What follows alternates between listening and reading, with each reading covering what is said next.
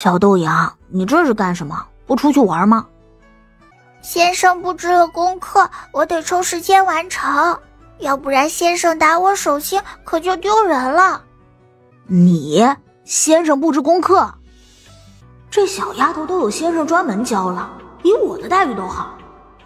是呀，我也是有先生的人了。得，还打算带你出去玩呢。既然你要做功课，我跟你一起好了。我这次回来也有功课呢。大少爷，人就在里面，要不要老奴陪您进去？不用了，分叔，我自己进去就行。你来干什么？我父亲没有告诉过你吗？即使我离开了秦家，还是上了族谱的秦家大少爷，而你亲生的儿子也只是二少爷。我回自己家有什么好奇怪的？不可能，你根本就不是秦家的儿子，凭什么占了秦家大少爷的身份？这不公平，不公平！我有什么奇怪的？父亲这样安排自然有他的道理，没准是因为我比你儿子更有用呢。你胡说，那人只剩下我生的一个儿子了，他怎么可以这样？对了，还要多谢夫人以前的照顾，每天让那来福来贵两个废物带我出去玩，才让我存下了不少银钱，让我逃离县城之后生活无忧。秦夫人已经气得一句话都说不出来了。其实我早就知道你不是我亲娘，这还要多谢王嬷嬷，如果不是她口无遮拦，我也不会听到这些，更不会起了防备之心，不是？你这个小畜生！秦夫人的嘴唇都抖个不停，她就不该想着把这个小畜生养歪，直接淹死摔死都比现在让人觉得舒心。好了，我走了，这次回来只是想看看你，现在知道你过得不好，我就舒心了。哼，滚！这个院子我可一刻都不想待。哦，对了，你那个亲儿子是不是也不愿意过来看你啊？他应该是跟我一样的想法吧，恨你之前的所作所为吧。身后的秦夫人被气得吐出一口血，主要是丰盛真的说中了。丰收回了秦家之后，就直接被秦老爷送去书院读书，这么长时间都没有回来。哥哥，白姨去哪里了？我怎么感觉她跟以前不一样了？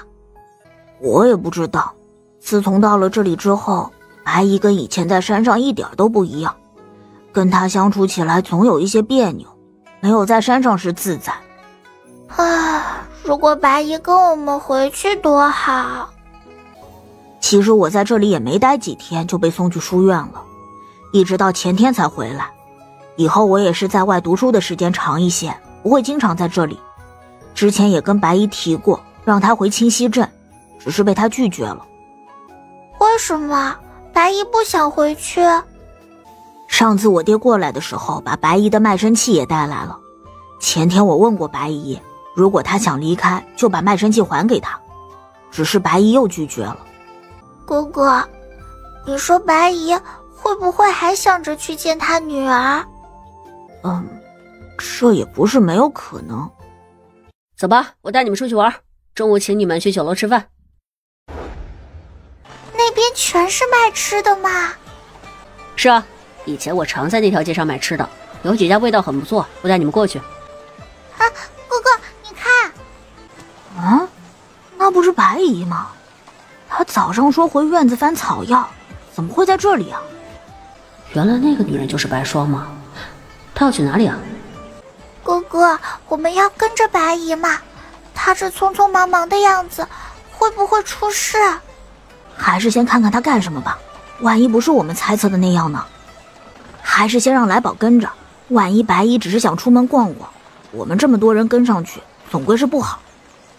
接下来，几人便在这条处处飘着饭菜香味的街上闲逛起来。这个桂花糕好吃。小叔，你看，这个糖葫芦上面有芝麻，比我们之前吃的香一些。下午，秦老爷把丰盛和丰收两个人叫到书房，不知道说什么事情。在秦家，兰草始终觉得不自在。兰草打算自己先去城西那边。上次丰年离开的时候，还给兰草留了一把那个小院的钥匙。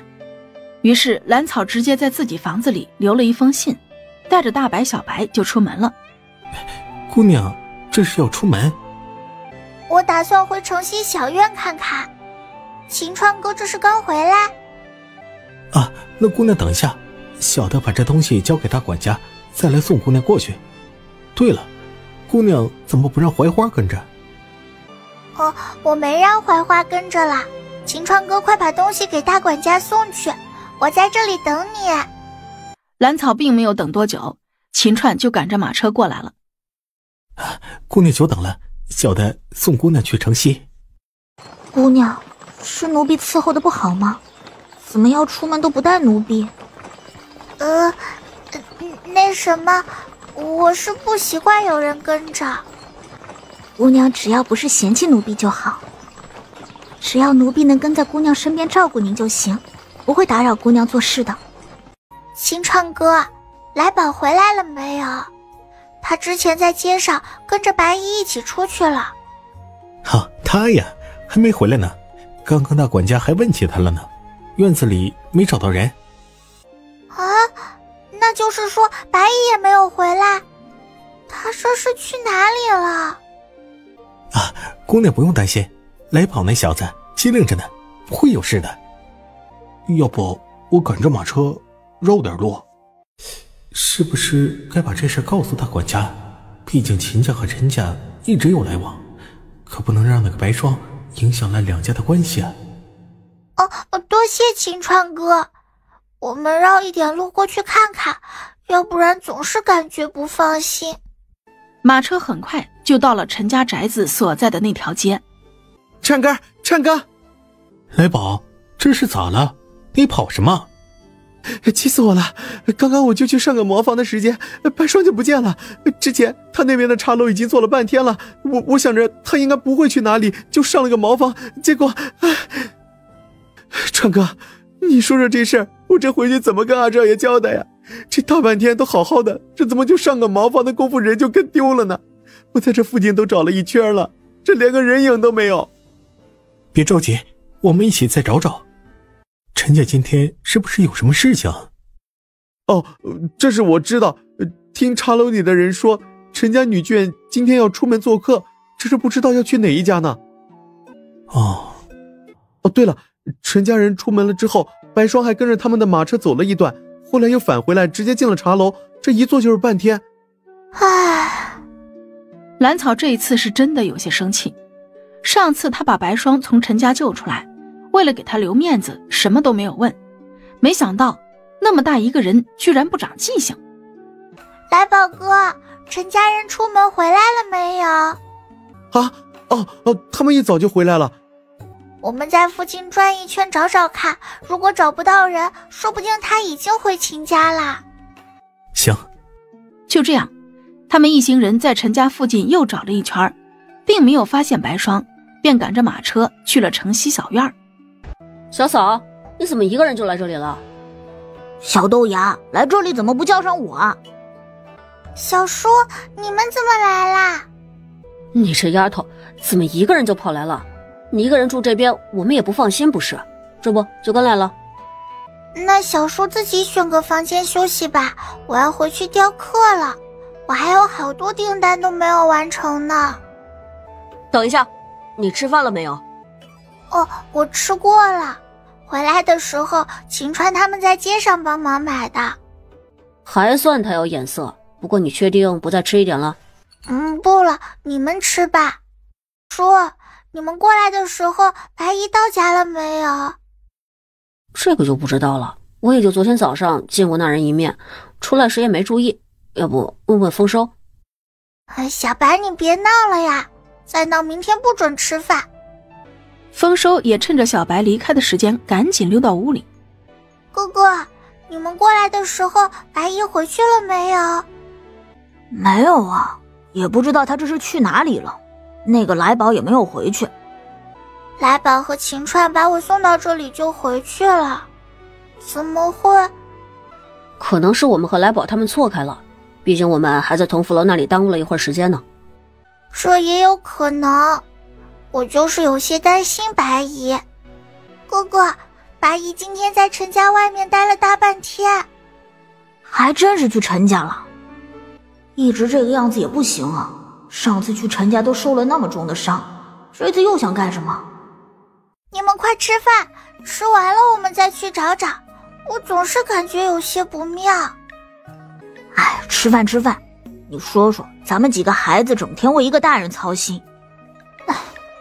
马车在陈家后门的巷子外面停下来，几人分头去找人。这一次兰草刻意要求跟丰收找一个方向，丰盛猜得出来这小丫头有话要说，便带着来顺和槐花往另一个方向过去。哥哥，白姨一直这个样子怎么办？我好担心她。先找到人再说，这事儿我会跟爹爹商量的。其实我希望白姨能跟你回家。哦，你心里有数就行。白姨如果能跟我回去更好，如果她继续这样，秦老爷也会有意见。毕竟他跟陈家那边交情不错，如果一气之下连人带卖身契全都送到陈家，到时候说什么都晚了。放心吧，今天找到白姨，我就跟她谈谈这事，让她跟你回清溪镇。她这个样子我也有些提心吊胆，而且以后我大部分时间都在书院，总怕她弄出什么事来。现在说这些都没用，还是先把人找到再说。就在兰草两人四处寻找的时候，天空开始淅淅沥沥下起雨来。这雨来的真不是时候。雨大了我们就回去。你说说你啊，上次被你逃走居然还敢回来。真是不知天高地厚，也不看看自己的身份，原以为你是个安分呢，没想到这么喜欢作死。这一次老爷亲自下令，让你一辈子永远别再出现，老奴也没有办法，要怪只怪你身份太低贱，不配再进陈家的门呢。这破天气又下雨了，咱们几个也别耗着了，送他上路。紧接着就听到扑通一声，丰盛几人隐约看到一个什么东西被他们扔进了湖里。过去看看。叔，快走呀，雨太大了。对啊，大哥，怎么还不回去？一会儿回去路都不好走了。刚刚我们看到有人被扔进湖里了，听那几个干坏事的人说话，应该是陈家的人。对，但是我们跑到这里什么也没有发现，那些人早就已经跑了。有人被扔进去了。兰草的目光死死盯着眼前的湖面，想要找到可能在挣扎的人影。他直接从最近的地方找，然后是远一点的距离，再远一些。姑娘，我们快回去吧，你这样会生病的。这大晚上还下这么大的雨，不管在场哪一位出事，我都会被打死的。是啊，两位少爷，咱们回去吧，这雨太大了，湖里什么都看不清楚啊。在那里。他这会儿找了个合适的位置，已经从腰间解下了自己的鞭子，只可惜试了一次之后，发现鞭子不够长，只差那么一点点。把两根鞭子接起来。很快两根鞭子绑好，他又一次把鞭子甩了出去，正好鞭子缠住了在湖里起伏的黑影身上。几人费劲把人捞起来一看，果然是白霜。兰草轻轻地探了一下对方的鼻息，发现白霜还有一点微弱的呼吸。直接把人送去医馆。把人送到医馆，来顺和槐花先留在那里看着，我们回去之后让来宝给你们送衣服。是，大少爷。你们两个到了医馆，让大夫给你们开些药，别着凉了。谢谢大少爷。回去之后把白霜的卖身契给我，我给他安排个地方。大哥，这事儿你就别管了，秦家大门我是不会让他再进了，而且白霜现在还是封家的下人，我是有权处置他的。再说了，看在你和小草的面子上，我也是不会苛待他的。知道了，这事还是大哥处理吧。以后秦家是要交到你手里的啊，对待下人不能这个样子，以后多跟父亲和大管家学学。听大哥的，一样的年纪，我怎么就没有大哥老练呢？病人晚上可能会发热，明天只要醒过来就没事了。不过啊，这药还得再吃上几天才行。这个病人是我们在湖边救下的，就把人留在这里养病吧。哥哥，你退热了没有？已经退热了，放心吧。你傻笑什么？淋个雨都能发热，以后练功一天都不能落下。大哥，你是不知道，我往年发热没个10天半个月是好不了的，这一次就不一样了，1晚上就好了，能不高兴吗？行了，把卖身契给我。好吧。哥哥放心吧，卖身契给小叔对谁都好。我知道，就是心里有些酸。你说白衣以前在山上好好的，怎么到了县城就变成这个样子了？他怎么就想不明白，这样下去会害了自己，害了他女儿。好了，别想那么多了。我知道你自小就被白霜照顾着长大，对他的感情不一样，我会给他安排好的。你别忘了，父亲还在等着我们呢。大哥，一会儿父亲训我的时候，你可得替我说好话。放心吧，咱俩肯定一起挨训。小叔，我想去医馆看看。去吧，我让秦川送你过去。小豆芽不跟我们去中院书房，怎么可以这样？3个人一起干坏事，要去挨骂，怎么只有2个人？让他去干什么？咱们2个挨骂就行了，笨死了。小草，你怎么在这里？白姨，你还记得发生什么事了吗？我下着大雨，我被人绑起来，堵住嘴，扔进湖里。我怎么会在这里？你怎么会在这里？是啊，你去哪里了？下着大雨，你为什么不回家？你干什么去了？你又去了陈家是不是？昨天我和哥哥在街上见到你了，这就是你不回家的原因？我只是想见见女儿。白姨，我知道你想见你女儿，可是见了又能怎么样？你有没有想过，自从上次之后，你女儿在陈夫人面前要吃多少苦头？你有没有想过，因为你的出现会让陈夫人厌恶你的女儿，给她穿小鞋怎么办？让人欺负她怎么办？你能怎么办？你能保护她吗？你一次次的去看她，只会让陈夫人更加厌恶你女儿，让你女儿活得更艰难，让她恨你。这个道理我和哥哥都能想明白，为什么你想不清楚？你会害了你女儿的。难道你想让她跟你一样被扔进湖里？不可能，我怎么会害她？我那么爱她。你确定你不会害了她？你不光会害了你女儿，也会害了哥哥。你知道你这个样子让他在秦家多为难吗？昨天晚上我们几个冒着大雨，费了好大的劲把你从湖里捞上来，哥哥直接就发热了，他都不敢让秦老爷知道是为了救你。你们怎么把我救上来的？2个小孩。你还知道我们是几个孩子啊？可是为什么总让我们担心？你有没有想过，一直这样下去的话，会惹怒秦老爷的？他有可能把你和卖身契全部都送去陈夫人那里，到时候你怎么办？能在陈家活几天？你知道了。很显然，白霜并没有抓住重点，他在意的是自己下人的身份被兰草知道了。我知道了又怎样？你在封家还是白姨，跟以前一样。白姨，这次跟我回去吧，我们回镇上，回山上，还过以前的生活，不好吗？我只是不甘心，为什么和女儿分别的是我？白姨，你有没有想过，你的女儿其实不希望你出现，你的出现会让她的生活更艰难，让她过得更苦。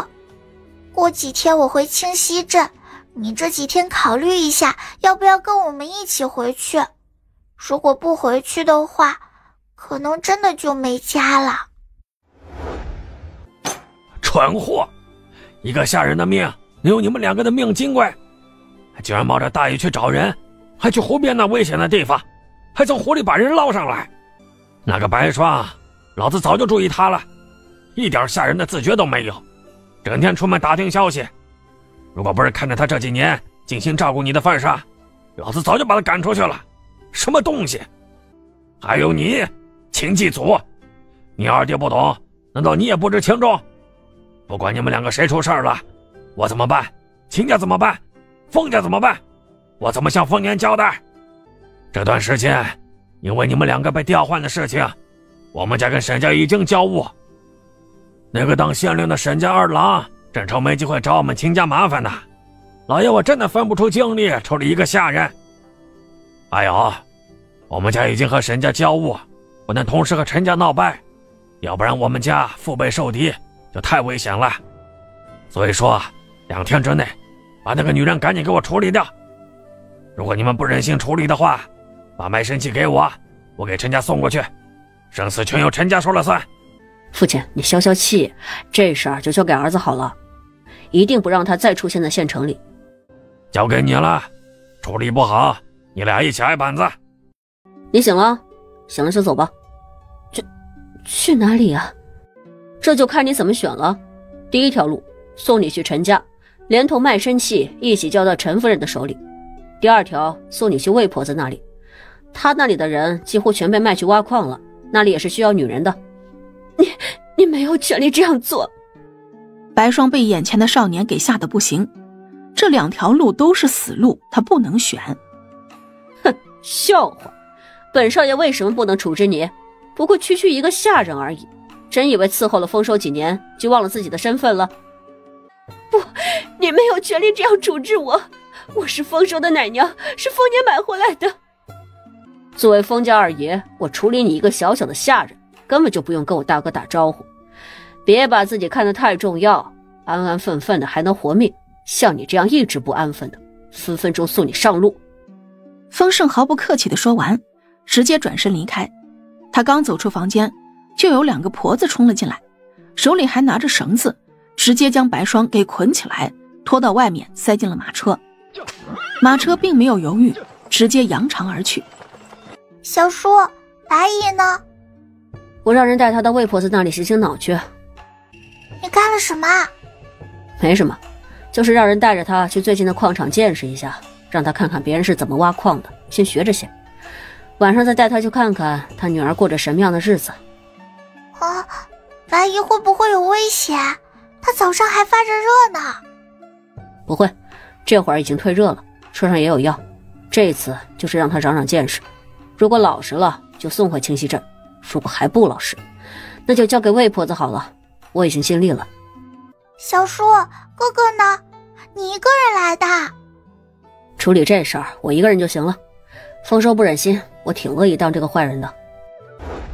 晚上刚从矿场回来的白霜，又被丰盛和兰草带到了陈家，让白霜看看她女儿过的日子。姑娘别哭了，仔细眼睛哭肿了，明天夫人见了又不高兴。嬷嬷，为什么？明明是说要给我相看，怎么就要定下二妹了呢？同样都是养在母亲身边的庶女，我还是长女，就哪里差了？哎呀，姑娘别想那么多，你现在还小，才10岁，好儿郎多的是，夫人不会亏待你的。今天二妹还专门跑过来嘲笑我。好了，姑娘快别哭了，哭得嬷嬷心里难受。大姑娘好，夫人让我们2人来看看明天要用的佛经抄好了没有。如果抄好了，我们正好可以拿回去。我还没有抄完，我马上开始。那我们2人就不等了，只是还请大姑娘快一些，不要误了夫人的事情。抄完了直接送去正院就行。嬷嬷，那么多佛经要抄到什么时候？我晚上都不能睡了吗？大姑娘，还是快些抄吧，嬷嬷陪着你。只可惜呀，老婆子我不识字，也不能帮上大姑娘。嬷嬷，你知道这究竟是为什么吗？以前母亲对我们几个姐妹都是一样好的，从来不让我抄这么长时间的佛经。大厨房的下人也不敢拿剩菜剩饭搪塞我，怎么这2天都变了？嬷嬷站在一边不敢多说。嬷嬷，我饿，他厨房送来的晚饭都馊了，我吃不下。好，姑娘先抄着啊，老奴这就去大厨房看看有什么吃的。该死的白姨娘！被兰草放在树上的白霜，这会儿脸色已经扭曲的可怕，她挣扎着想要下去。你可想好了，要下去也可以，我们是不会再救你出来的。你说你落到陈夫人手里会怎么样？丰盛冷声威胁，做事就要把她从树上推下去。这下子白霜更加慌了，她只是想看女儿，可不想落到陈夫人手里。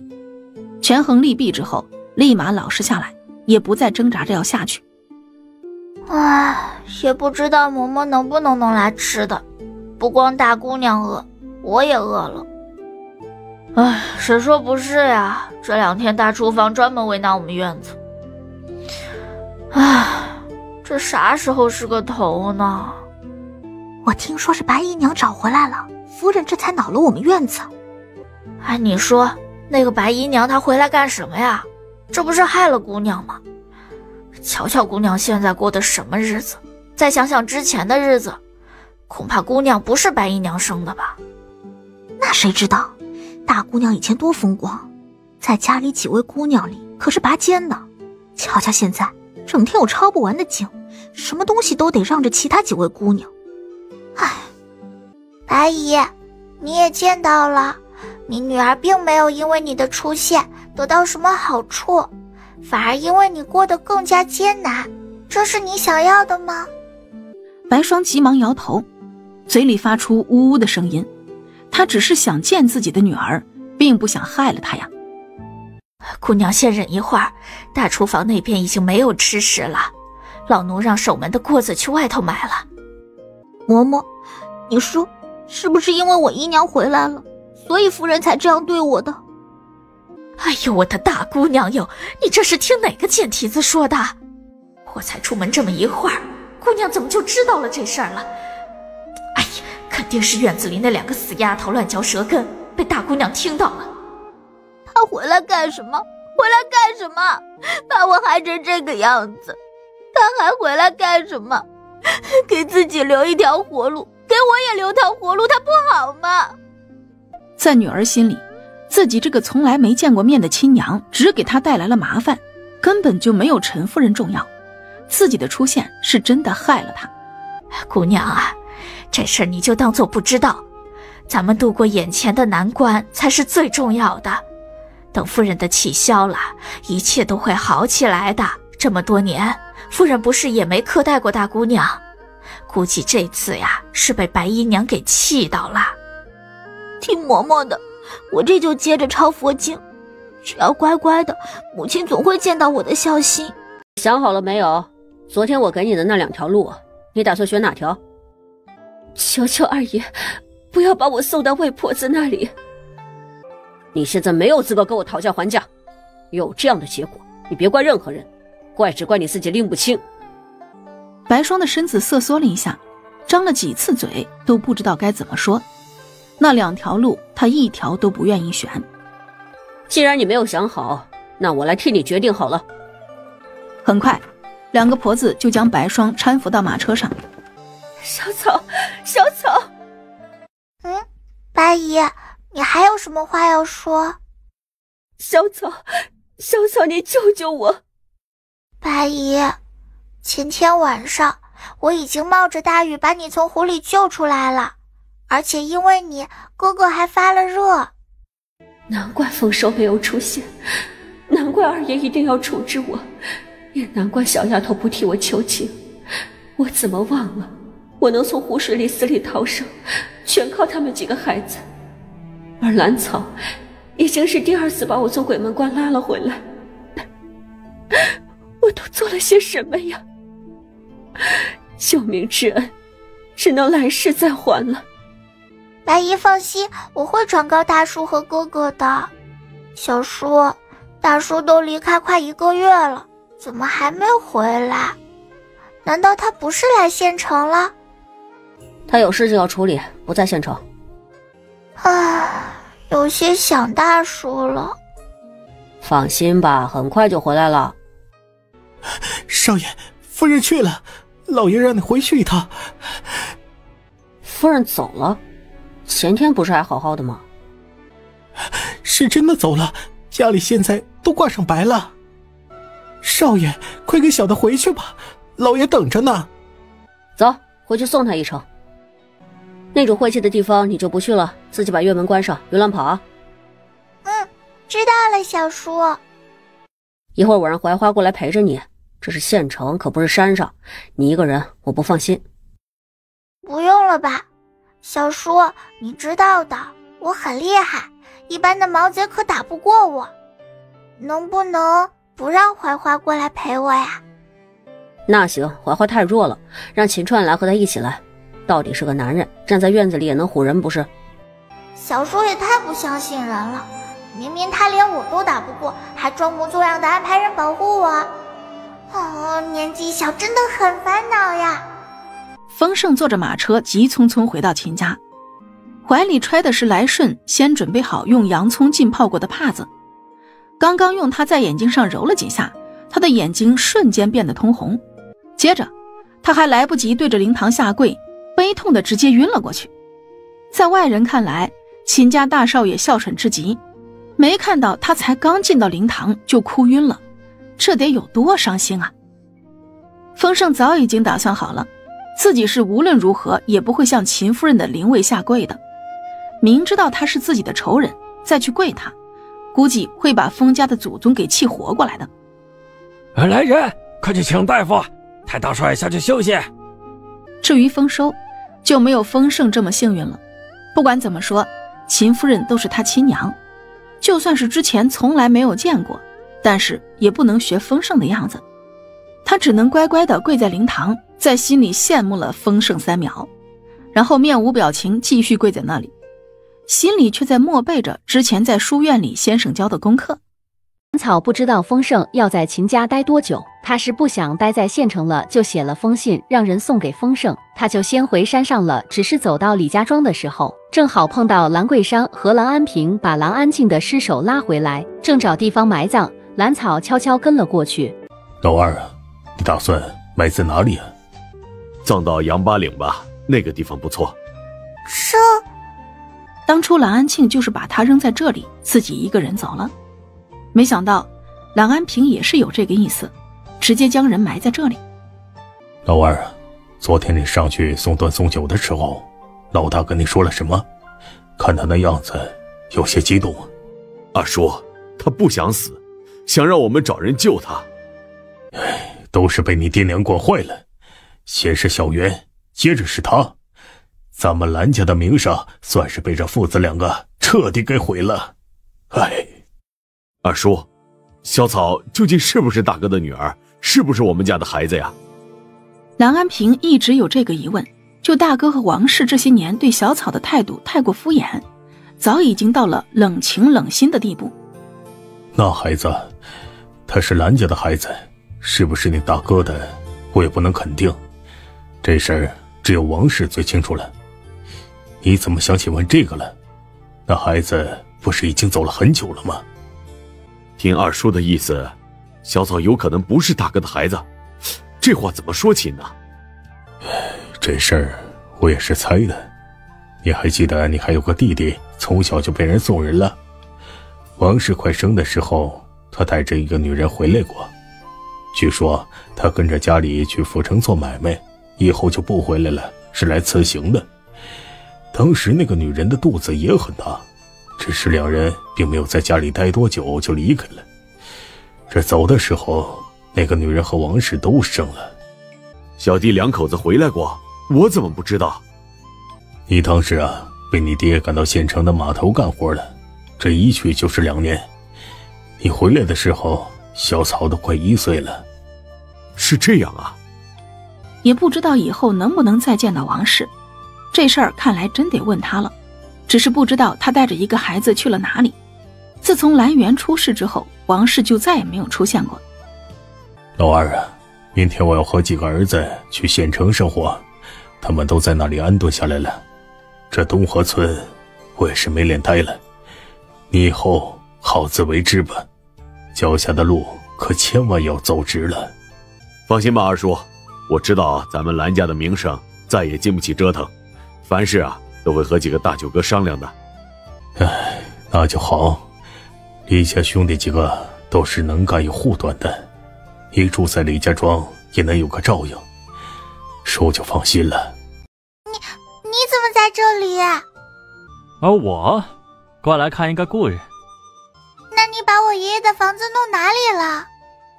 你爷爷的房子？男人愣了一下，这才想起自己刚刚收起来的东西。这个是我多年前搭的，今天来把它拿走，怎么就是你爷爷的了？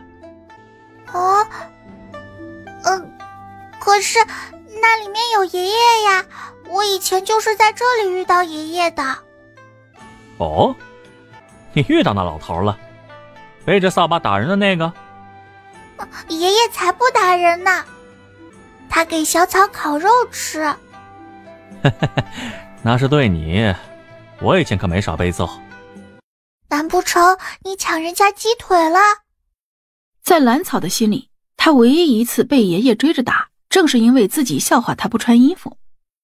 估计眼前这位应该跟我一样不识眼色吧。好了，小丫头，我知道你想什么，你堂里面也见不到人的。那我怎么才能见到爷爷了？都几个月没见过了。他一盘棋的功夫，你都能长大1岁，凡事还得靠自己。你怎么知道这些？你又是谁？我是谁？以后你到了京城就知道了。你在老头那儿学了什么？说说看。我学了雕刻，还有一个步法。知道了，那我给你几本书，好好学，只要研究透了，日后必定成为一代大师。这是什么？为什么送给我？都是你能用得到的东西，还有那块令牌，你以后到了京城可以去找我。等到了京城，看在那老头的面上，我也会照顾你几分的。真是一个奇怪的人。大叔，你是谁呀？他在原地转了好几个圈，发现周围并没有那个男人的身影，最后只能无奈地对着大山喊了一声谢谢。没有等到任何回应，蓝草这才低头去看手里的东西。令牌上面黑漆漆的一片，中间只有一个林字，背面则是3个小字国师府。这是什么意思？难道是国师府的令牌？只是国师府是什么地方？看来这个东西只能到京城才有用了。只是京城在哪里呀？我长大也真的能去京城吗？算了，不想那么多了，还是过好现在的日子才是正理。只是可惜没有办法见到爷爷。将令牌仔细收进空间之后，蓝草又继续翻看手里的书本。天哪，这都是什么宝藏书籍？机关术入门，高级机关术，这都是他从来没接触过的。还有一本雕刻图册全集，以后可以照着这个图册雕一些新作品。直到这个时候，蓝草才知道，原来小小的雕刻品里面也是可以有各种小机关的。也正是因为这小小的机关，整个雕刻品的价值立马翻了几倍。原来他住在这里，也难怪能在山里见到那老头，还真是有缘呢。这里不错，只是并不十分安全，万一……算了，不经历磨难，哪里能长成参天大树？始终要经历一些事情，才能真正长大。可别让人失望啊！哎呦，姑娘可算是回来了。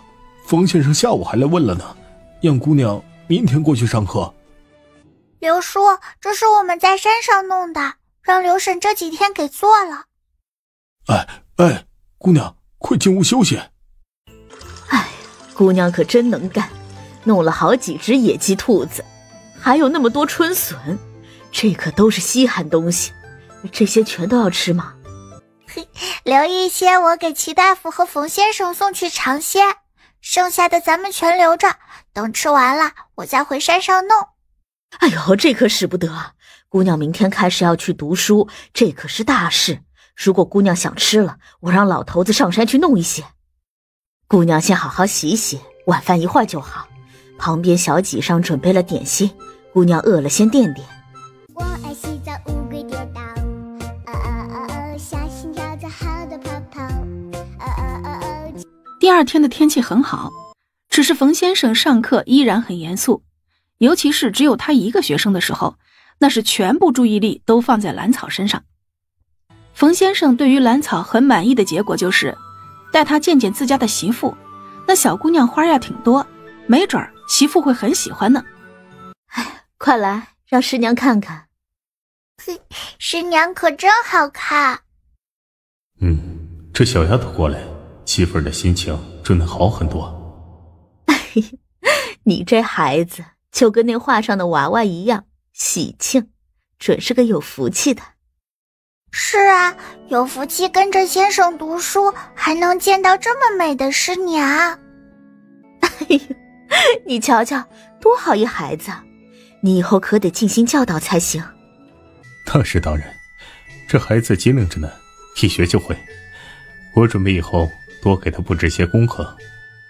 师娘，这是我自己刻的木雕，送给您。快看，这只小猴子好可爱，手里的果子都快有他脸那么大了。我倒觉得那只小羊更机灵一些，居然想把果子藏起来。那只撅着屁股捡果子的更讨喜一些。真的有这么可爱的小动物吗？真有啊，它们就在我家院子，没准正闹腾呢。那两个家伙天天闲不住，一点都不安分，今天早上还闹着要回山上呢。真的？有时间去你家院子里看小羊去，我还从来没有见过这么机灵的小动物呢。好呀，小白可粘人了。如果大白和小白时不时过来陪陪师娘，他俩是不是就不闹腾着要回山上了？哎呀，小草啊，你可真厉害，这一双小手怎么就这么巧呢？居然能雕出这么好的木雕来。师娘，我天天和大白、小白还有小猴子在一起玩，看得多了，脑子里总想着他们的模样，就直接雕出来了。哎，对，平时多注意观察，他们的形象都刻在脑子里了，直接就能雕出来了。旁边的冯先生一脸羡慕地盯着媳妇手里的木雕，心里有些酸酸的。我之前是不是太不把这丫头放在心上了？要不然为啥我都没有这样的礼物？要不要多给她加些功课，让她知道我是很看重她这个弟子的。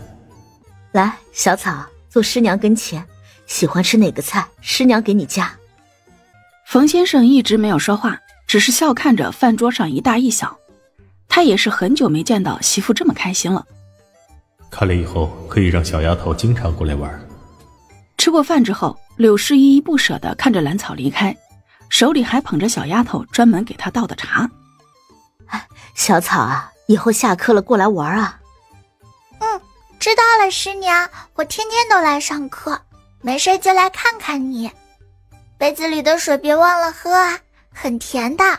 一会儿我把小白送来陪你。果然是甜的，这丫头偷偷放糖了。这丫头啊，古灵精怪，难怪提醒你赶紧喝。回吧，一会儿他家那只小羊就过来了。大白，玩够了带着小白回来哈。放心吧，我一会儿就把他们送回去。小叔哥哥，你们啥时候回来的？哼，还知道回来？以前也不这样啊。小豆芽是见家里没大人，放飞自我了。嘿嘿嘿，小叔哥哥，我出去练功了，这院子里折腾不开。我以前是怎么叮嘱你的？大哥不在家，我又回不来，让你照顾好自己。你居然大晚上往外面跑，再遇上人贩子怎么办？遇到坏人怎么办啊？小叔，我都记着呢。要解决人贩子，还不是我一鞭子的事情。那些坏人可打不过我。再说了，我这段时间在练步法，打不过还能跑不是？你可别骄傲，不要小看任何一个小人物，要不然迟早会吃亏的。兰草哪里看不出丰盛眼里的不赞同，他赶紧保证以后一定听话，然后才把话题引到比较好说话的丰收身上。哥哥，你咋回来啦？大叔上次出门还没有回来呢。我回来拜访一下李先生，上次离开的太匆忙，让先生担心了。正好书院那边还有2天假期。走了，这丫头已经回来了，咱们快回去睡觉。回来这么长时间，怎么没有见小白啊？紧接着他的身后冲来一个雪白的身影，正是小白。小白，你个小混蛋，不是说好以后都不追我了吗？哎呀，小祖宗，我错了，别追我了！大哥救命！这是风家，你不知道该叫什么吗？不是大哥，是小叔，求求小叔了，我实在是跑不动了，别让小白追我了。丰盛站在廊下，看着狼狈逃窜的丰收，嫌弃地摇摇头。最后去厨房取了几片白菜叶子，把丰收解救出来。你说说你，干嘛要提起小白呢？他本来都不愿意搭理你，是不是你先提起他的？他不出来跟你打个招呼多不礼貌啊！我以为上次已经跟小白和解了呢。好了好了，快去洗漱一下睡觉。难怪小白一直缠着你，真是个软柿子。小白都知道只欺负你，换个人绝对不会这个样子。被嫌弃的丰收心里也很郁闷，他哪里知道小白居然这么记仇，早知道这样，他当初就认追着人家打了。第二天一早，兰草和丰盛去冯先生那里上课，刘叔赶着车带着丰收往李家庄那边过去。丰收，先生好。快进来，有一段时间没见了，长高了，能再见到你啊，是真好啊。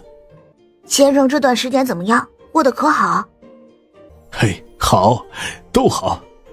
丰收向李先生说了这段时间的经历，表示自己现在生活无忧，让他放心，还把读书的进度说了一遍。李先生对于这个弟子很是看重，为他能在县城的书院读书感到高兴，不停地鼓励他好好读书，并且又送了丰收几本写满注解的书。晚上吃过饭之后，三人又坐在一起消食看书。我明天离开之后，很长一段时间都要在书院里度过。小草，你在家里乖乖的，别出去惹事。我没惹事，都是别人招惹我的。丰收说的没错，这段时间该小心一些。秦夫人走了之后，沈家那边就有动作了，肯定会针对秦家，说不定也会找到这里来。总之，他们家不会就这样算了。哦，沈家，秦夫人娘家，大叔这次出门不就是处理这件事的吗？这一次沈家的声誉受损不小，他们是不会甘心吃这样的亏的，肯定会反扑，就怕他们对咱们几个小的下手。哦，知道了，以后我都小心一些，不乱跑也不惹事。这段时间丰收待在书院里，也别出来，离陌生人远一些。过几天大哥回来了再听他的安排。毕竟是因为要对我下手，秦夫人才被抓住把柄的。知道了，我一定乖乖听话。二叔，你们怎么过来啦？上次风氏兄弟在山上将小浩救下来，我们一直想要上门道谢，中间因为其他事情给耽搁了。谢谢小叔救我。徐守之了，不用这样。该谢的。如果不是你的话，那孩子还不知道会被弄到什么地方去呢。好了好了，这事儿已经过去了。小胖子以后要好好跟你那几个哥哥练功，免得下次遇到坏人都没得反抗的机会啊！我一定会好好练功的，打坏人。那小叔下次还会不会带我骑马？等我下次骑马回去的话，就带你一起。二叔，二婶她现在怎么样了？快生了，这几天啊，身边都有人守着呢。我娘的肚子好大好大，爹现在都不让我靠近我娘。那二叔最近可要照顾好二婶，等家里添了小弟弟，我再过去看你们。隔壁院子里，柳氏的身体也一日好过一日，现在看起来比往年任何时候都要健康。齐大夫再三把脉之后，最终确定了他是完全恢复了健康。夫人以后也不用吃什么药，只要保持心情舒畅就可以了，适当的可以活动活动。多谢齐大夫，辛苦了。那是不是我可以给夫君生个孩子了？这件事情一直是我们2个人的心病，如果能生个跟小草一样可爱的闺女该多好，还得生个像丰盛一样机灵的男孩才行。想啥呢？这么开心？我在想，现在天气也暖和了很多，是不是可以去山里住一段时间？好，可以啊。你的身体现在好了，是该多出去走走了。真的可以啊，我们可以去山里住几天。哎，听小草说山里可好玩了。嗨，这有什么？刚刚齐大夫也说了，让你保持好心情，有时间多活动活动。接下来的天气渐渐热起来了，住山里正合适。冯先生也是有自己的思量的，正好现在天气开始热了，把媳妇和2个孩子带到山里上课也是可以的，全当避暑了。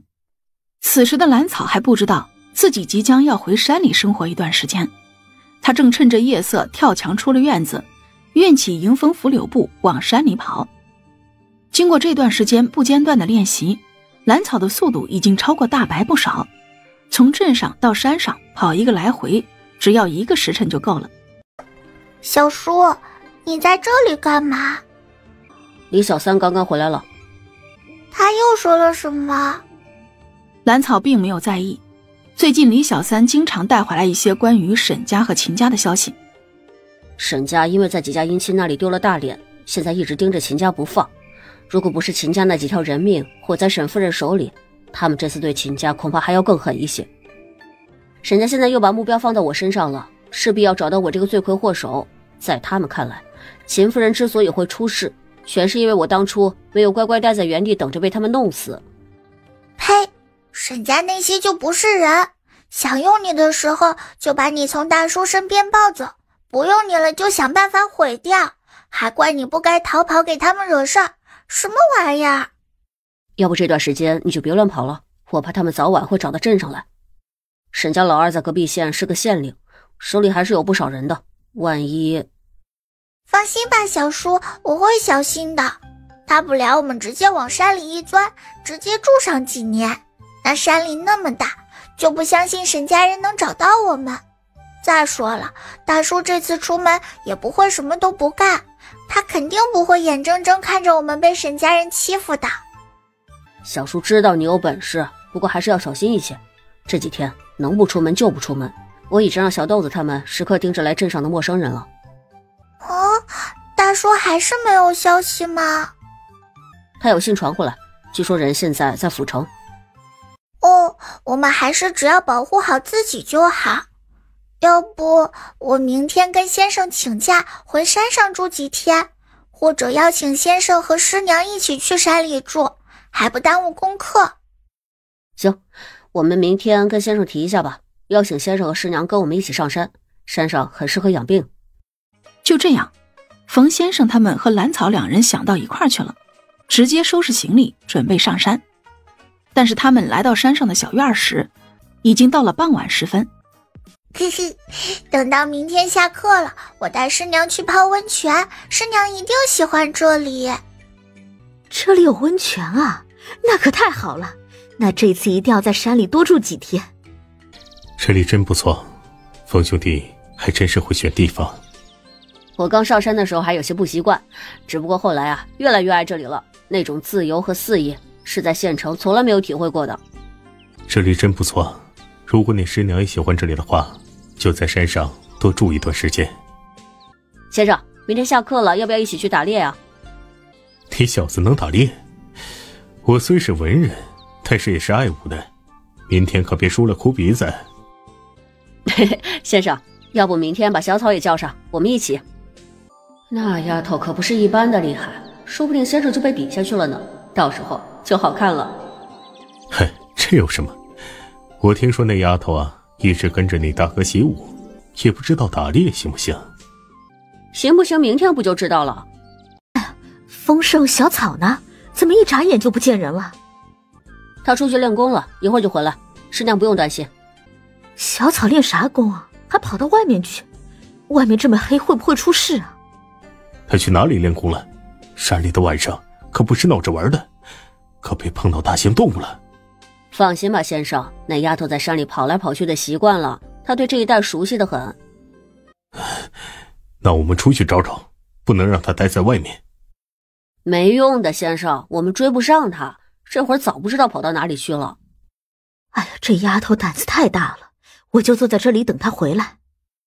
先生，师娘，这么晚了你们还不去休息？这么晚了，你去哪里练功了？哎呀，小草可担心死我了，外面这么黑，你要是遇见坏人和野兽可怎么办啊？以后晚上不要出门了行不行？吓死人了。师娘，我没事的，您和先生就别担心啦。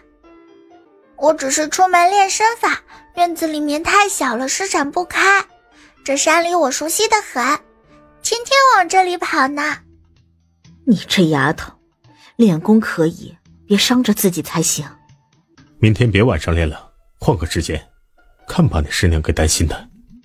知道了，先生，明天我白天练，一定不让师娘担心啦。明天功课加倍。啊？为什么？高兴了加功课，不高兴了也加功课？你小声些，让先生听到了还加功课。快回去洗洗，早些睡觉。刘婶已经烧了水了。知道了，小叔。第二天一早，兰草和丰盛依旧按照往常的时间在院子里练功。这还是那个软乎乎、可可爱爱的小草吗？这丫头果然是不一样的。可以啊，兰草，没想到你小小年纪居然这么厉害。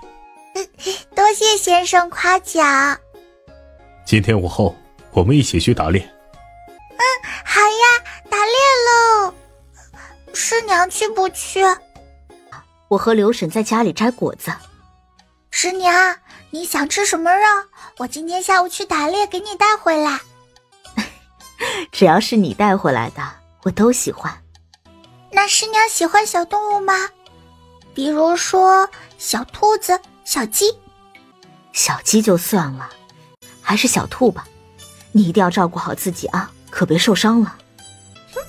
放心吧，师娘，我在这山里可是跑习惯了的。哦，对了，如果家里来了一群猴子，你可别害怕，那是我的小伙伴，他们经常过来玩，还帮我干活呢。你可别赶他们，分些吃的给他们就行。小灰和小金他们很可爱的。知道了，只要分些好吃的给他们就行，我记下了。这些猴子们居然还会打配合，还有那个小丫头是怎么回事？单凭扔出去的一颗颗石子就能打到猎物，还有那个臭小子居然也是用弹弓打猎的，这两个都是妖孽吗？为什么不用弓箭呢？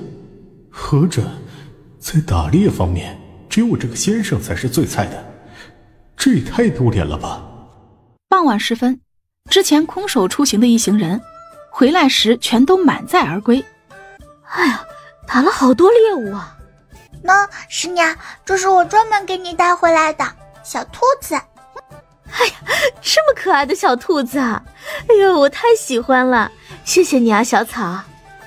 都怪那个小丫头，我好不容易打一次猎，还没展示我的战利品呢，媳妇儿就被那丫头怀里的兔子给引走了。先生、二爷，这么多猎物要怎么处理啊？晚上烤几只，再腌几只，够吃就行，剩下的送到镇上。当天晚上，大家在院子里围着火堆烤肉吃，刘婶还熬了一锅解腻的汤，拌了2个凉菜。肉烤好之后，由于天色早已经暗下来，小猴子他们为了避免回去挨揍，各自拿着自己烤的肉，高高兴兴地回去了。兰草还特意打包了一些，可以带回去给猴娘吃。哎呀，小草和小灰他们玩的可真好。那是当然，小灰他们对我也好。刘婶这2天用的柴都是他们捡的，那高高的落，他们可是弄了好久呢。这山里的猴子果然有灵性，不光是猴子，还有大白、小白呢。听说那2只也是从山里捡回来的，天天精得跟啥一样。还是山里好玩。第二天一早，风声，你怎么从外面回来？今天怎么不在院子里练功了？小草出门练功，我去看一眼。风声有些尴尬，他怎么都说不出自己追不上兰草，自己又跑回来了。好，那丫头又跑了，还好，过不了多长时间天就亮了，倒是不用担心她的安全。你没有跟小草练一样的身法？没有，大哥说小草自有传承，师傅很神秘。哦，原来是这样，那挺好。你们风家的传承也很厉害，估计丰年还没来得及教你。不过现在你可以多练基本功，好先做准备。真的，大哥确实没有来得及教我，就匆忙离开了。风声听了冯先生的话，之前的沮丧一下子就没了。等大哥回来，他也要练身法。爸爸，我去看一下小胖子，你自己带着这些猎物去镇上，把背篓里的东西给刘叔。按照兰草的计算，他去蓝安平家里看过李氏出来之后，大白也该从镇上回来了，时间刚刚好，回到山上完全可以赶上上课。小草，你怎么会这么早出现在这里啊？快进来。前天就知道婶子生了，今天特意过来看看。这2只野鸡给婶子补补。这也太贵重了，你留着自己吃吧啊！就收下吧，我现在会打猎的，饿不着。哦，对了，婶子，这次生了个弟弟还是妹妹？是个男娃子，很可爱。我去看看。姐，你来了。我来看看婶子。姐，小叔忙啥呢？没有一起来吗？小叔忙着呢，今天没一起来，想骑马，等下次吧。哦，快去收拾吃饭，一会儿啊，送你去李先生那里，天天净想着玩。媳妇，小草来看你了，还带了2只野鸡。小草，哎呦，快让婶子看看。我来看你和小弟弟。哇，小弟弟好小，看着软乎乎的。刚出生的孩子呀都这样，过几天长大一些就好了。这是给小弟弟的。哎呀，这个太好看了，我在村子里还没见过谁家孩子有这样好玩的木雕呢，除了小草以前给院子里的那个臭小子的。可能是因为几人说话的声音有些大了，李氏怀里的小婴儿哼哼唧唧地哭了起来。兰草顺势退出了房间。姐，一起来吃早饭呀。哦，不了，我吃过了，准备回去了，我还要上课呢。这是你二婶生娃前照着兰号的身量给你做的，也不知道这大不大。如果不合身的话，再让你二婶改一下啊。这让兰草有些意外，虽然她现在并不缺衣服，但是来自兰家的衣裳却让她有些微愣。拿着吧，孩子，叔知道以前我们啊都做得不好，你这孩子还不嫌我们这些大人呢都不如你一个孩子懂事儿，你就收下吧，也让我们弥补一份。谢谢兰叔婶子。好，小草啊，关于我大哥的事情你别太在意，也别在意别人说什么，或许他真的不是你爹呢。我真的不是蓝安庆的女儿。这个只是猜测，还要找到王氏才能够弄清楚。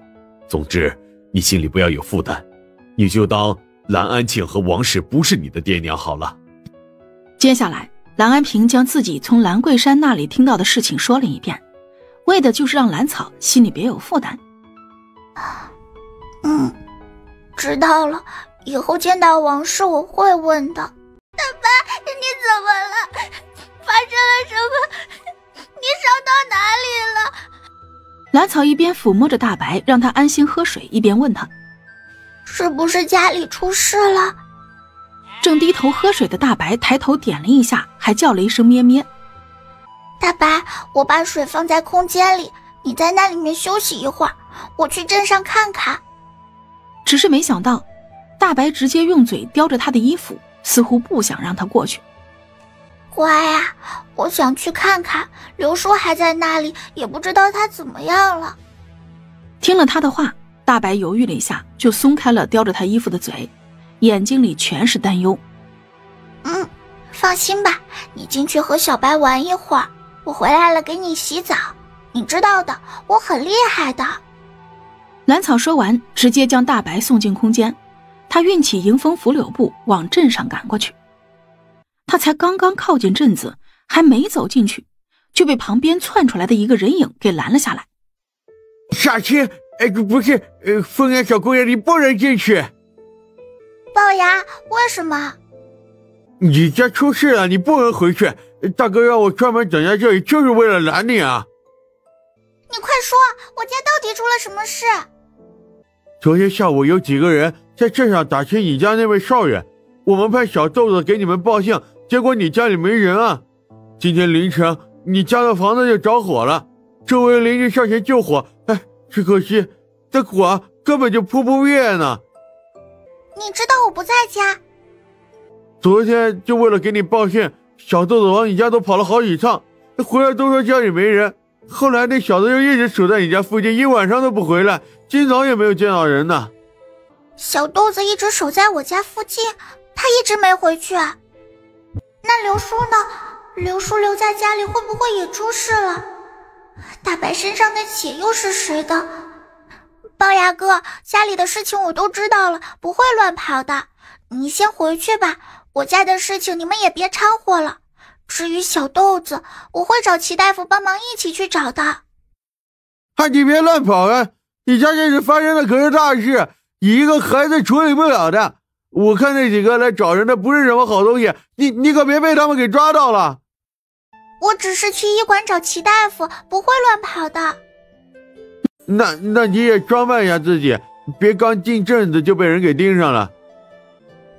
会的，我不会就这样大大咧咧进去的。龅牙哥，你回去吧，告诉小马他们你正常干活，家里的事情我会处理好的。那你小心啊，我在这里看着你进去。咦，女娃，你怎么在这里啊？爷爷，我刚刚练功扭到脚了，有些疼。快上车，爷爷带你去齐大夫那里。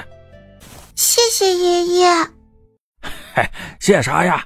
咱祖孙两个客气啥？还是你的脚更重要一些。哪能不谢？我回头给爷爷买酒喝。大夫，你快给我孙女看看，他这脚扭到了，有没有伤到骨头啊？爷爷，我没事，您先去送茶吧。郭大爷没事儿，你先去忙，这丫头交给我，你放心啊。那好，我先去把柴送过去，一会儿再来看看。齐大叔，我先看看你的脚，再说你家里的事儿。我的脚没有扭到，只是找了个借口跟着郭大爷一起过来找你。齐大叔，你知不知道我家现在怎么样了？你这丫头真的是吓了我一跳啊！昨天有一群陌生人来到镇上，拿着丰盛的画像找人，几乎是碰到街上的人挨个的问，这大街上肯定有见到他的人，也就自然问到了你家的地址了。知道他们是什么人吗？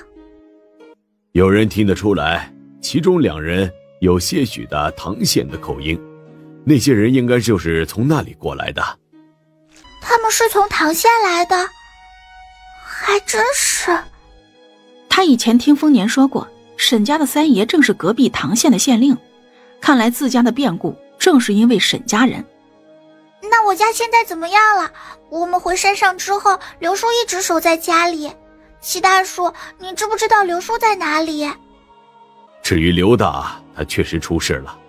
据你家救火的人从你家院子里将人给救出来了，只是当时他已经被折磨得不成人形，浑身是血，只剩下一口气了。什么？他伤得很重？刘叔他现在在哪里？你还是别去看他了，他这会儿还没醒呢。我之前给他包扎着伤口，也熬了药，剩下的就看他的命了。我怕这医馆也被那些恶人盯着，你去看了反而会害了你啊。他现在在哪里？就在后院吗？就在后院，邻居们把他救出来之后，直接把人送到了我这里。你想干嘛？不想干什么，我这不是扭伤脚了，伤到了骨头，需要接骨的，不得在医馆里住几天，就住刘叔隔壁好了。其实兰草的想法也很简单，自己身上有健体丹的稀释液，或许对刘叔的伤势有用呢，可以悄悄给他用上。行，一会儿给你接骨，让平安把你安排在刘大隔壁，中间呢有个小窗户。对了，齐大叔，给我家送柴的小孩昨天晚上也没回去，有没有听说在我家附近发现一个孩子？没听人说起过，把你安顿好，我让平安去街上溜达一圈看看。谢谢齐大叔，你真好。你还是想想这镇上的消息怎么传回去吧。医馆这里有人盯着，我们动不了。让郭大爷带我给蓝安平？不行，他不知道我在山上的家。怎么办呢？怎么办？姑娘，你这是？小三哥，你回来啦！我受伤了，需要接骨。太好了，这下有人回去送信了。这么严重，都要接骨了？姑娘，家里被烧成那样了，你和二爷？我们没事，前天就上山去住了。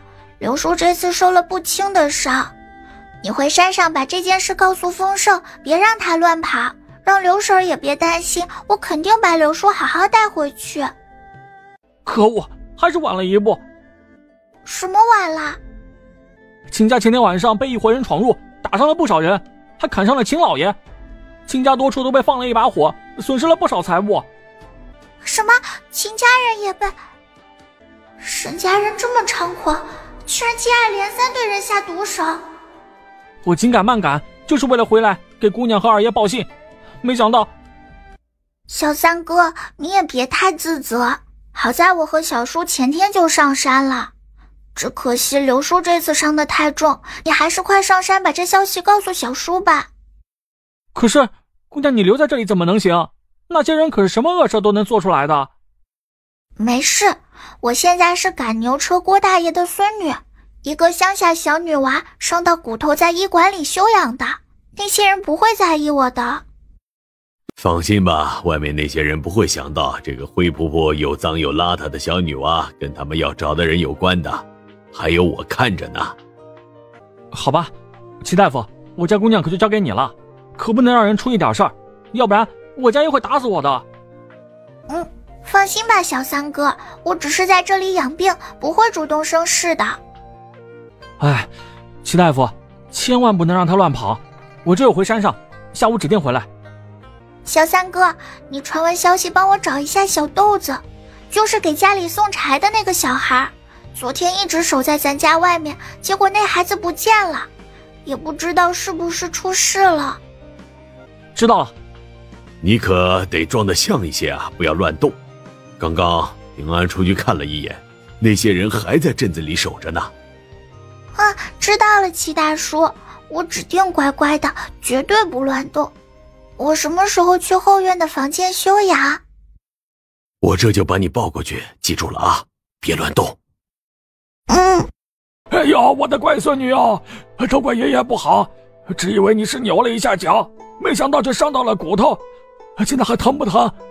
下次不能那么调皮了啊！一个人不敢去骑牛，知不知道？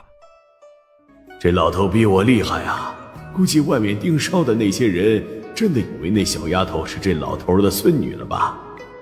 爷爷，我现在已经不疼了，爷爷安心。我的孙女真坚强，不哭鼻子。来，这是爷爷刚刚给你买的糖，难受了吃一颗。谢谢爷爷。明天想吃什么好吃的呀？爷爷给你带。爷爷天天在镇上跑，每天都来看你，好不好？好。也不知道刘叔伤这么重，能不能喝进去？不知道是不是这稀释的健体液起了作用，大半碗水喝下去之后，兰草很明显感觉到刘叔的呼吸都平稳了很多。刘叔，你醒啦？姑娘，快跑！刘叔，你别急，这里是医馆，齐大夫的医馆。姑娘，快走啊！那些都不是人，会害了你的。放心吧，刘叔，我现在这个样子，没有人认出我来。姑娘，你怎么会在这里？二爷呢？我们昨天在山上打了不少猎物，今早让大白过来给你送一些，结果那家伙回家之后蹭了一身黑灰和血液回去，我就过来了。那些是什么人？听口音是唐县的，一个劲儿问我关于二爷的去向，我只说二爷去县城了，一直没有回来。那些人不信，把我绑起来拷打。他们有几个人？我见到有5个人，都是会一些功夫的，2个人有佩刀，一个中等个子的马脸，一个黑脸大汉，一个左脸有一道疤，一个小个子3角眼，还有个阴柔的年轻人，很白净，不过救主他的心最狠。刘叔看他们像不像是官府的人？兰草一直怀疑那几个人是沈家老三从唐县县衙弄的人。有2个不像，就是那2个对我动手的阴柔年轻人，还有那个脸上有疤的汉子，另外几个都是只动嘴不动手。哦，对了，刘叔，你见到小豆子了没有？哎呀，快！那些人闯进院子的时候，我让他藏在咱家的地窖里了。哎，那孩子肯定是吓到了。听到这个消息，兰草一直提着的心总算放了下来。那孩子藏起来总比被人抓起来折磨的好。刘叔，你饿不饿？我一会儿让平安哥给你准备饭食，悄悄给你送过去。现在那些人还在守在医馆外面，不能让他们知道你醒啦。现在吃不下，刚刚喝些水好多了。兰草知道刘叔这会儿疼得难受，不想在自己面前表露出来，便没有停留，跳着脚远离床边，跳上窗户闪身离开。爷，正要上山找你呢，你可不能乱跑。小草不见了，我们在找小草呢。我刚刚在镇上看到姑娘了，她一切都好，现在主要是二爷你的事情。那个死丫头不是说让大白去镇上送东西吗？怎么自己跑镇上去了？还是听他怎么说的，小草不会无缘无故的跑镇上去。行，你说。沈家那些人疯了，秦夫人下葬之后，他们接着来祭拜秦夫人，直接闯进秦家，打伤了许多人，秦老爷也受伤了，现在家里是大管家拖着病体在管着呢。什么？他们竟然闯进秦家了，还打伤了人？这是什么时候的事儿啊？前天晚上的事儿，小的是昨天中午才打听到的消息，沈家人做的还不止这些呢。昨天下午有人拿着二爷你的画像在镇子上四处打听，然后昨天晚上镇子上的小院就被烧了，刘叔也被那些人折磨得不成样子，现在算是捡了一条命，正在齐大夫那里疗伤呢。我从镇上离开时，刘叔还没醒过来。什么？就算以前秦夫人对我下手，也是偷偷摸摸耍手段的。沈家人现在都这么猖狂了吗？家里着火，镇上很多人都知道，那火根本就扑不灭。邻居们只救出剩了一口气的刘叔。姑娘早上让大白去镇上送东西，结果大白沾了一身血和黑灰，姑娘不放心，这才跑到镇上。胡闹！明知道镇上有坏人，他怎么就一个人跑过去了？不行，我得去把他弄回来。先生，您别急，那些人还在镇子上没有离开，现在每一个接近废墟和医馆的人，他们都盯着。可是小草一个人在镇上，可怎么办呢？姑娘现在是赶车的郭大爷家的孙女，扭到脚伤到了骨头，被齐大夫重新接骨，安排在医馆后院休养。她现在安全得很，就是不知道要搞什么事情。只不过丰盛执意要去镇上把兰草接回来，再看看刘叔被伤成什么样子，顺便会会沈家那些狗腿子。你这个时候发什么疯？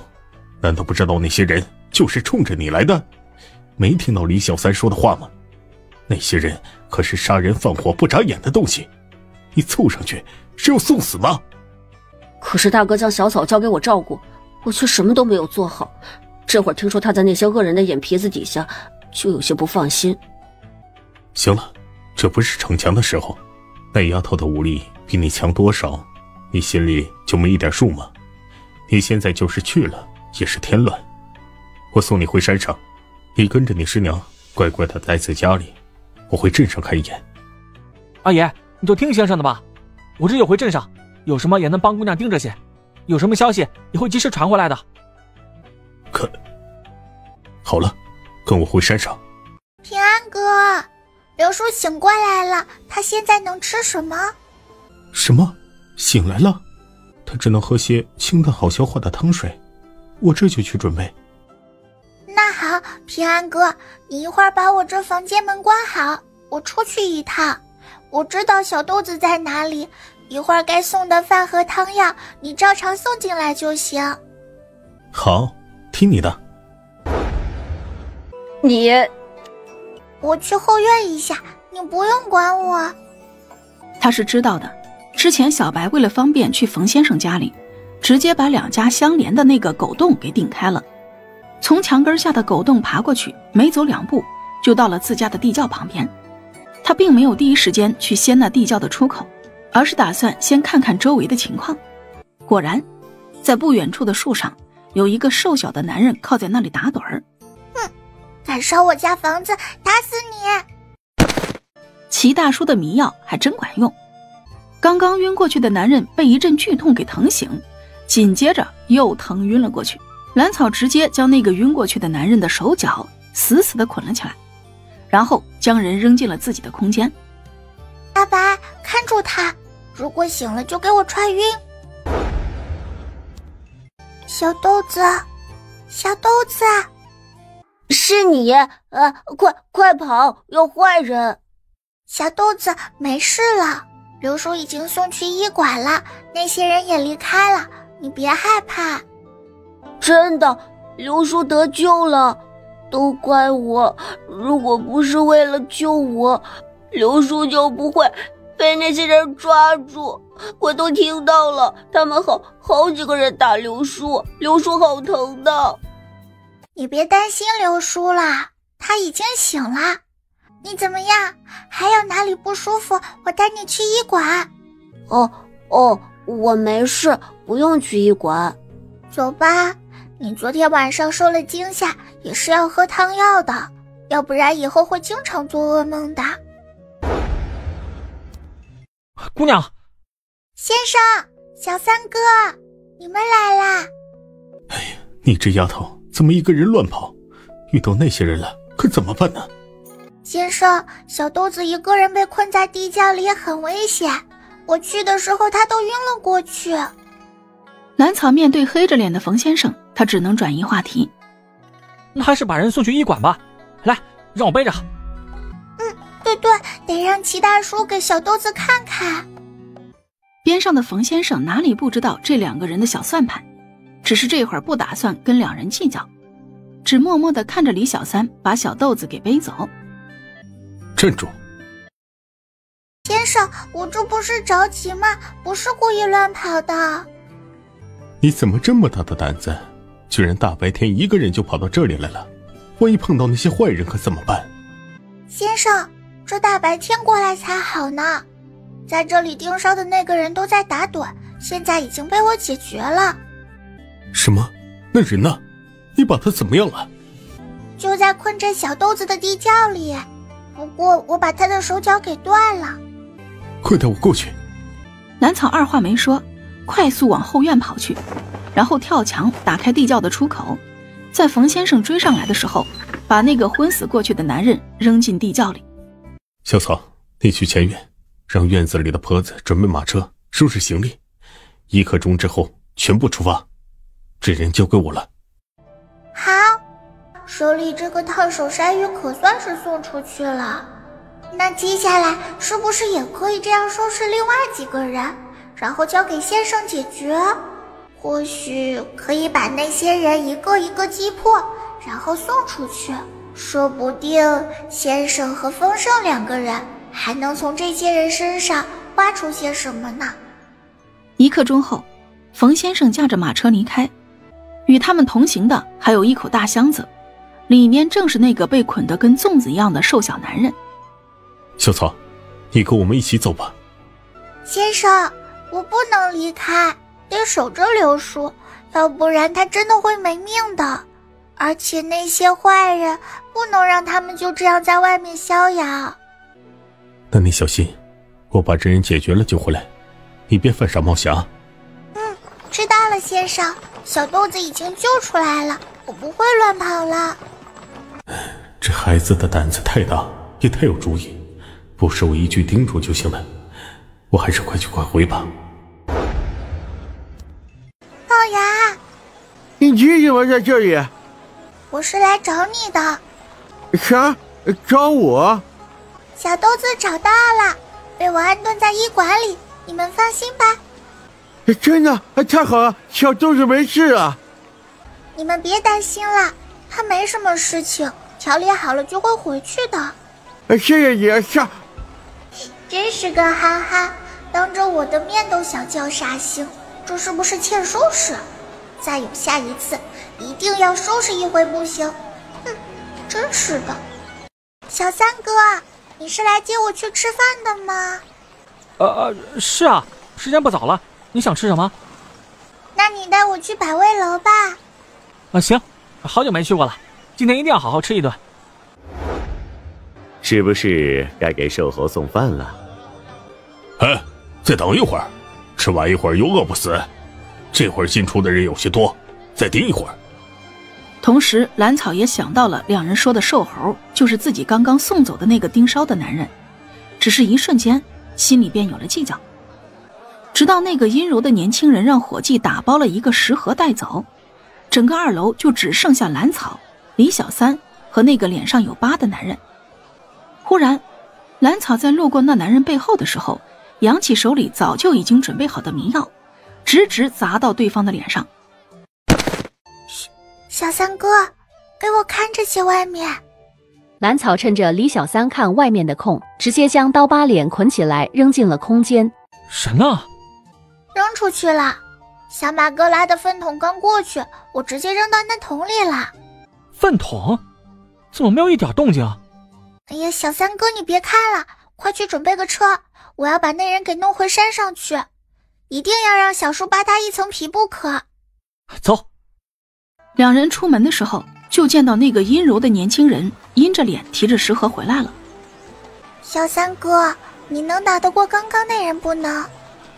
那人是真的见过血的，刚刚擦身而过的时候，我闻到一股浓重的血腥味儿。那你有武器没有？你想干啥？我们2个把他引到镇子外面绑了他吧。行，引到镇外的林子里。那行，正好大白还在那边的林子里等着呢，那也算是个不错的帮手。那行，只是刚刚那个刀疤怎么办？放心吧，小马哥会把人送到镇外的林子里的。人呢？这个时候乱跑什么？他刚刚出去送饭没找到人，这会儿回来自己的同伴也不见了。此时他在脑海里将值得怀疑的人一一过滤了一遍，最终将目标定在刚刚一直停留在2楼的那一大一小2个人身上。那人追上来了。走吧，这个人一定要留下来，先废了打晕再说。一会儿是不是先用迷药？那一会儿你躲远一些。知道了，我一会儿先躲起来。站住！颤巍巍地拉扯着手里的弹弓，似乎想要拿着自己的弹弓跟人对抗。真是个傻蛋，就凭你那些破玩意儿，还想跟我手里的刀对抗吗？跟我一起的那个人呢？我不知道啊。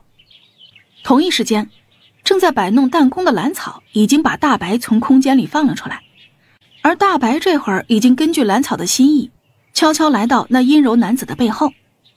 你们2个最后离开2楼，怎么会没有看见呢？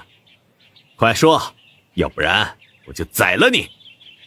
大白的脑袋顶上那男人的屁股时，蓝草的弹弓也发射出去一个纸团，里面的迷药直接扑了那人一脸。